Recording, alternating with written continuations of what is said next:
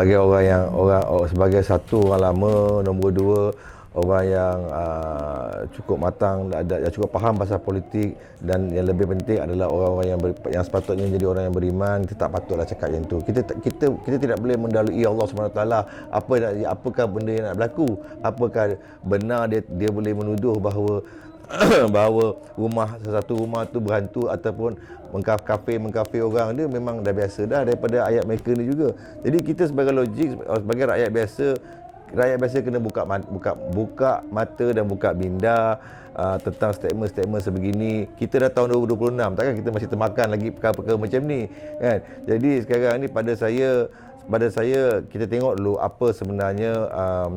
Dia tidak tahu apakah niat presiden dan sebagainya adalah untuk menyatukan. Kalau mereka yang memilih untuk kat luar, kita hormati keputusan mereka. Tak perlu pun nak mengejek atau mengutuk sesuatu.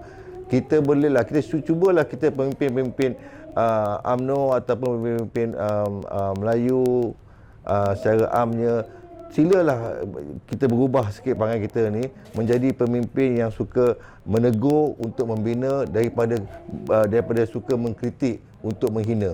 Jadi kita ubahlah kita punya cara ni. Dan saya, pada pandangan saya, apa yang hendak diperkatakan oleh Presiden PAS itu sendiri mencerminkan bahawa mereka sebenarnya tidak senang duduk melihat. Apabila berlaku keharmonian, mereka tak suka. Inilah jenis manusia yang kadang-kadang tu tidak boleh lihat orang lain senang, tidak boleh lihat orang lain bersatu padu.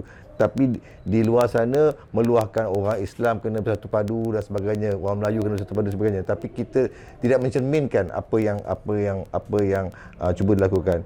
Dia sebagai mana yang kita tahu, kalau tak kena selera, semua tak betul. Dan kita objektif Rumah Bangsa ni nama pun Rumah Bangsa, nama pun satu penyatuan untuk menyatukan. Tak kisahlah kalau kata kita berusaha dan kita tidak tahu apakah hasil ke depan. Tetapi so far UMNO telah terbukti selama 80 tahun kita sejak tertubuhnya UMNO telah berjaya menyatu padukan orang Melayu itu sendiri. Itu dah terbukti. Dan bukan kata omongan kosong. Dan apatah lagi, tidak juga lupa UMNO juga selain daripada menyatukan Melayu, tidak juga melupakan bangsa-bangsa lain. Pasal itulah tertubuh Barisan Nasional. Kerana itulah Barisan Nasional telah memerintah Malaysia ni selama lebih dari 60 tahun. Kita tahu kenapa kita kalah. Kita tahu kerana mereka kecewa dan tidak iri hati kepada apa yang telah dilaksanakan. Mungkin kita ada lakukan satu dua kesilapan, tetapi itu tidak bererti bahawa UMNO itu lemah atau BN itu lemah. Yang kita lihat sendiri pada hari ini, alhamdulillah di bawah kepimpinan Yang Amat Berhormat Presiden, UMNO kelihatan begitu stabil. Kerana kami tahu dan kami cuba untuk membina, untuk membetulkan diri.